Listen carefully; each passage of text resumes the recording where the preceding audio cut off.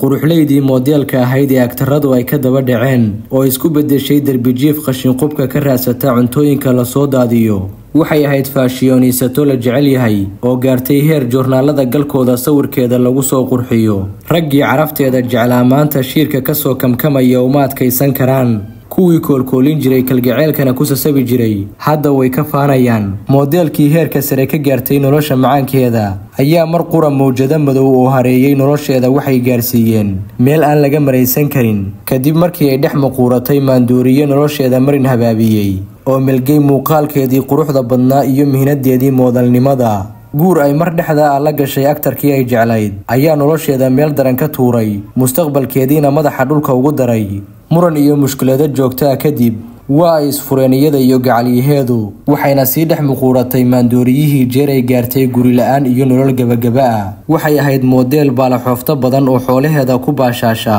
waxaana la arki jiray iyadoo ku tamashlaynaysa qaar ka mida gawaarida dunida ugu qaalisan sida BMW kuwa ay soo saarto shirkadda Tesla iyo Audi laakiin nolosheedii isqaadqaadka iyo qarashgaraynta hantida badan ku dhisnayd ayaa mar qura dhulka gashay waxayna noqotay faqiirad faramadow oo qabatintay balwadaha maanka dooriya heer ay darbijiif noqotay qashin-qubkana quud ka raadisay bishaaro waxaan ku haynaa fursad ganacsi oo aad faca ku dhaafi karto faqrigana aad kaga bixi karto haddaba ma ku nooshahay wadamada qurbaha si aad maamulaha Soomaaliyeed ugu sareeyo shirkadda Forever Living xiriir la samayso fadlan la xiriir nambarada WhatsApp-ka ee shaashada kaga muuqda qofta aan ka hadlaynaa waa Lani Wilson oo ahayd moodeel jirdhiska looga haray oo ka soo jeeda wadanka Mareykanka heer sarena ka gaartay xayeysiimaha dharka iyo kabaha dumarka isbitaalka Turkiga ee u gaarka ah ragga waxa ka howlgala dhaqaatiir ajaanib ah kuwaas oo ku takhasusay daaweynta cudurrada ku dhaca taranka ragga iyo dhalmo-la'aanta ragga dhakhtarka ayaa ka daaweyn doona cudurrada ku dhaca haniyaha iyo xanuun walba oo aad ka dareentid qanjirka borostatada ragga biyo-baxa degdega ah hamiirida ragga iyo shahwada ragga oo daciifta soo booqo isbitaalka ku yaala xaafadda Taleex ama nagala soo xiriir nambarka shaashada ku qoran Lani Wilson oo sida saxda loo yaqaano Michaelis waxay leedahay sheeko xanuun badan iyadoo lumisay dhammaan darajooyinkii iyo rajooyinkii ay dunida ka lahayd moodeel caana ilaa iyo darbijiif xirfadeeda jirdhiska ayay ku dhaaftay gabdhaha asaageeda waxayna ku faani jirtay qorqornaanta jirkeeda iyo quruxda Ilaahay ku manaystay walow ay qaab dhismeedka jirkeeda wax badan ka bedeshay kumanaan doolarna ku bixisay qaliinada caaga oo dib u qurxin iyo dib u habeyn lagu sameeyay jirkeeda gaar ahaan wajigeeda mar qura ayay dunida guula sare ka gaartay iyadoo ah moodeel jirdhiska waxayna guursatay ninka caanka ee Jeremy Dan Jackson waa filim jilaa iyo heesaa Mareykan oo aad loo jecel yahay waa nin bilowgiisii ku soo caan baxay taxanaha TV-ga Baywatch sanadii 2012 ayuu guursaday gabadha moodeelka ee Lani Wilson waxaana la aaminsan yahay inuu yahay shakhsiga burburiyay nolosheeda oo dhan kuna daartay balwadaha maanka dooriye ee gaarsiiyay haweeneydan inay darbijiif ku ahaato magaalada Los Angeles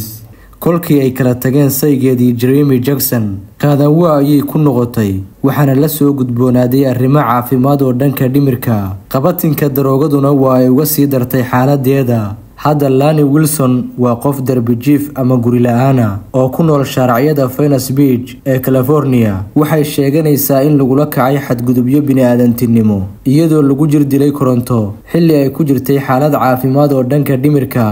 modelkii hore ee Lani Wilson waxay sheegaysaa inay wax walba hoos u dhaceen tan iyo markii ay guursatay Jeremy Jackson nolosheedana maalinta ay mugdi gashay iyadoo wareysi siinaysay X17 online waxay tilmaamtay in nolosheeda ay wax badan ka khaldameen markii ay farxad ka raadisay gacalyaheedii hore ee Jeremy Jackson iyagoo isguursaday sanadii 2012 labadoodu waxay lahaayeen xiriir adag oo waayadii dambe aad u xumaaday kaasoo gaaray heer Jeremy Jackson uu isku dayay inuu ceejo ku dilo haweeneydan oo xilli habeen ah sarxaansan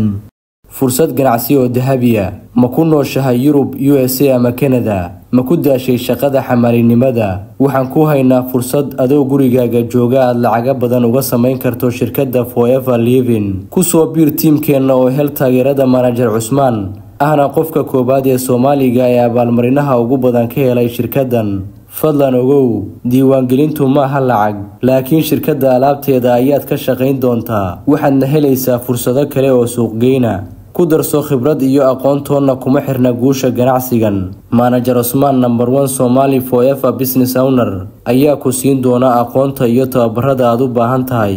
haddaba tiradu waa ay kooban tahay, waqtiganna waa xilliga shirkadda dadka ugu badan ee ay ka faa'iideystaan. haddaba kala xiriir nambarada WhatsApp ee shaashada kaga muuqda.